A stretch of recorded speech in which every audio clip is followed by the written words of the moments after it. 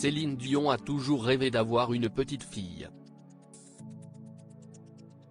En 2010, pendant sa seconde grossesse, elle a appris qu'elle allait enfin pouvoir réaliser son rêve. Malheureusement, la sœur d'Eddie et de Nelson n'a pas survécu. Ses fils, Céline Dion les aime plus que tout. À 55 ans, l'interprète de Pour que tu m'aimes encore peut quotidiennement compter sur l'amour de René Charles, et des jumeaux Eddie et Nelson. En mai 2022 pour la fête des mères, la chanteuse faisait une rare apparition sur les réseaux sociaux depuis plusieurs mois. Et c'est entourée de ses 3 garçons qu'elle avait donné de ses nouvelles. En cette fête des mères, je me sens très privilégiée de pouvoir être avec mes enfants, et j'ai une pensée toute particulière pour ces mères en Ukraine et partout dans le monde qui ont perdu leurs enfants, écrivait la veuve de René Angelil sur Instagram. Malheureusement, la diva qui souffre aujourd'hui d'un grave problème de santé a longtemps dû affronter son mari concernant l'éducation de leurs enfants. Une fois, nous sommes allés à Disneyland et j'essayais de leur acheter des trucs de garçons, comme des figurines de Buzz l'éclair, en disant « Eh les gars, regardez ça !» Mais ils regardaient des princesses, des robes et des poupées Barbie et c'est ce qu'ils voulaient. Je me suis dit, pourquoi pas ? Racontait-elle dans le Sun. Une méthode d'éducation que n'appréciait pas forcément René Angelil.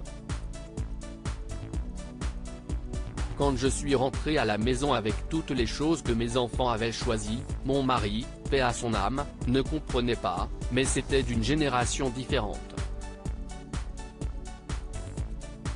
Nous devons respecter cela, soulignait Céline Dion. Céline Dion a dédié une chanson à cette petite fille mais il y a un lourd regret que l'interprète de My Heart Will Go On porte au fond de son cœur. Elle n'a jamais eu de petite fille. Pourtant, lorsqu'elle était enceinte des jumeaux en 2010, elle attendait bel et bien une fillette.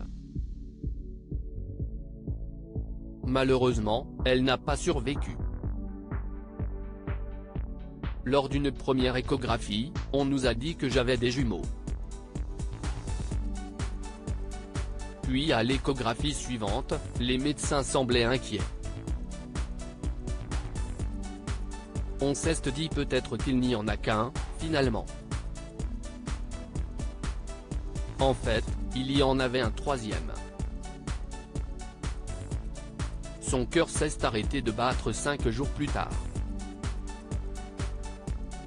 Ce petit bébé a décidé de laisser la place aux 2 autres. Et ça fait un choc. Au départ, je voulais juste être enceinte, mais maintenant, je resterai toujours avec cette interrogation.